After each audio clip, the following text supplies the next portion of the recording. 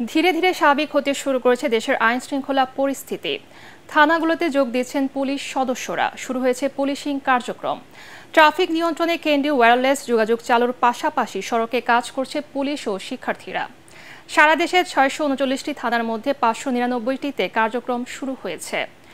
এদিকে দেশে কেউ অস্থিতিশীল পরিস্থিতি সৃষ্টির চেষ্টা করলে কঠোরভাবে নিয়ন্ত্রণের ঘোষণা দিয়েছেন স্বরাষ্ট্র উপদেষ্টা অবসরপ্রাপ্ত brigadier general M Sakhawat Hossain.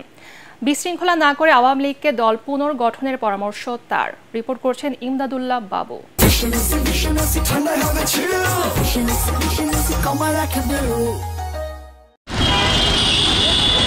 ভয়, আতঙ্ক আর উদ্বেগ কাটিয়ে স্বাভাবিক হতে শুরু করেছে রাজধানীর জনজীবন। সড়কে দেখা দিয়েছে চিরচেনা যানজট, যা নিয়ন্ত্রণে কাঁধে কাঁধ মিলিয়ে কাজ করছেন পুলিশ সদস্য এবং শিক্ষার্থীরা। ট্রাফিক নিয়ন্ত্রণে আসা পুলিশ সদস্যদের ফুল দিয়ে বরণ করে নিচ্ছে ছাত্র জনতা।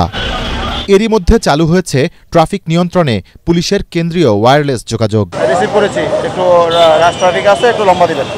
ফলে নগরীর কোন পয়েন্টে বেশি যানজট সেই পয়েন্টের সাথে যোগাযোগ করে ট্রাফিক নিয়ন্ত্রণ করা যাচ্ছে। সবকিছু যেহেতু স্বাভাবিকের পথেই, তো এর জন্য যানজটটা একটু বেশি। সন্ধ্যা পর্যন্ত আমরা দেখব যে বিভিন্ন পয়েন্টে কিভাবে ট্রাফিক পুলিশরা আসছে, এটার উপর নির্ভর করতেছে যে আমরা আগামী দিন থেকে আমরা আমাদের কার্যক্রম করব কিনা। সব পয়েন্টে সবার সাথে যোগাযোগ করতে পারতেছি এবং রাস্তার অবস্থা মোটামুটি ভালো। ছাত্র ভাইরা আমাদেরকে হেল্প করতেছে। পুলিশের সব সদস্যকে বৃহস্পতিবারের মধ্যে কাজে যোগ দেওয়ার নির্দেশ দেওয়া হয়েছে স্বরাষ্ট্র মন্ত্রণালয় থেকে। তাই থানাগুলোতে দল বেঁধে এভাবেই কাজে যোগ দিতে ছুটে আসছেন পুলিশ সদস্যরা। এতে রাজধানীর থানাগুলোয় গতি পেয়েছে পুলিশিং সেবা।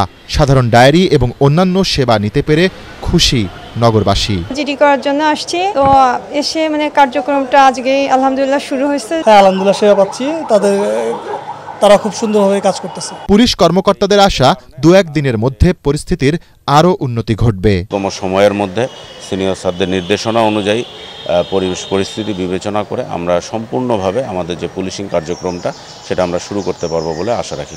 এদিকে সকালে ঢাকার সম্মিলিত সামরিক হাসপাতালে বৈষম্য বিরোধী ছাত্র আন্দোলনে সহিংসতায় আহত আনসার সদস্যদের দেখতে আসেন স্বরাষ্ট্র উপদেষ্টা অবসরপ্রাপ্ত brigadier general M Sakhawat Hossain.